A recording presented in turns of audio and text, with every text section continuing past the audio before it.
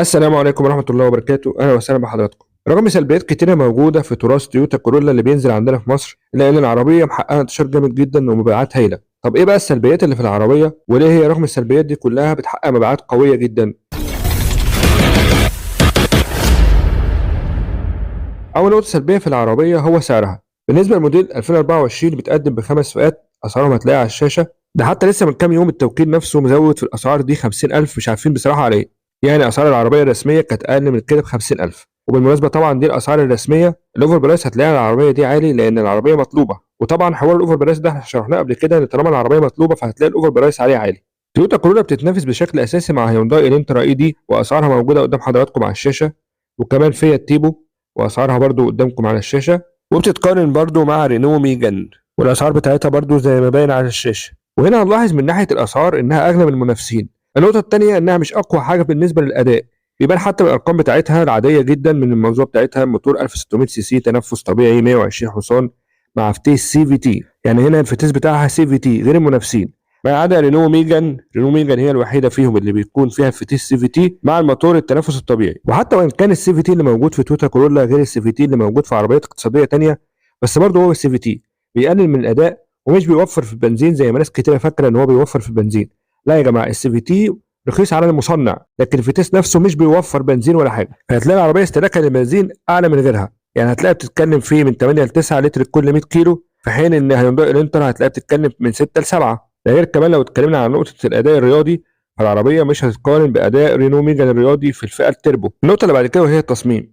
يعني العربية من ناحية التصميم مش أشيك حاجة، يعني ميجان أشيك منها بكتير بصراحة. عربية تصميمها محافظ، بتلاحظ أصلا إن التفصيل أو الديزاين التفاصيل بتاعته قليلة جدا، يا دوب خط كروم كده تحت الكبوت وخلاص. النقطة اللي بعد كده وهي ضعف التجهيزات بتاعتها سواء من بره ولا من جوه. يعني إيه عربية في 2024 بالسعر ده ما فيهاش كاميرا خلفيه؟ ده حتى هيونداي الانترا فيها كاميرا خلفيه في الفئه الثانيه، والتيبو فيها كاميرا خلفيه في الفئه الثانيه، رينو ميجان فيها كاميرا خلفيه في الفئه اللي قبل الاخيره. فازاي تويوتا كورولا بجلاله قدرها بالخمس فئات بتاعتها ما فيهاش فئه واحده فيها كاميرا خلفيه؟ طب معلش، يعني ايه فايده الشاشه اللي موجوده جوه العربيه، اللي بالمناسبه برضو تصميمها قديم، تصميمها مش حديث، شكلها مش شيك. ده غير بقى كمان ان اول فئه بيكون فيها جنطه حديد مع طاسه مش جنوط رياضيه، ودي طبعا بالنسبه لنا يعني اوبشن غريب جدا في العربيه في الفئه الاولى بتاعتها اللي برضو مش رخيصه.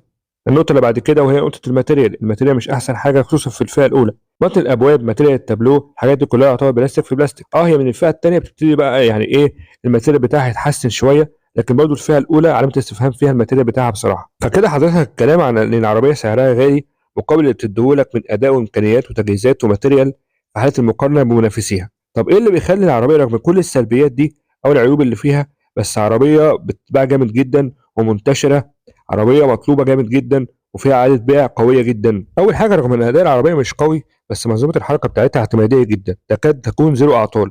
وده اللي بيميز تويوتا من زمان، إن عربياتها بتكون اعتمادية، خصوصا التويوتا كورولا. مفيش شكاوي من منظومة الحركة فيها، قطع غير متوفرة جدا وأسعارها برضه في المتناول مش عالية، إعادة البيع في العربية هايلة. فده كله بيخلي اللي يروح يشتري العربية يشتريها وهو مطمن. تاني حاجة اسم تويوتا ومن بعديها كورولا.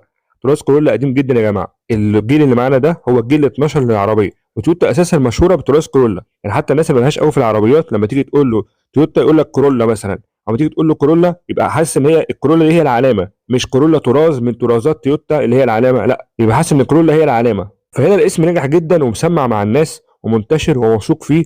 فده يوديك ناحيه ايه، ان العربيه ناجحه جامد جدا عكس علامات تانيه رغم قوتها ورغم انها بتقدم عربيات قويه جدا، الا انها عشان لسه مش معروفه في السوق فمحدش ايه بيروح ناحيتها.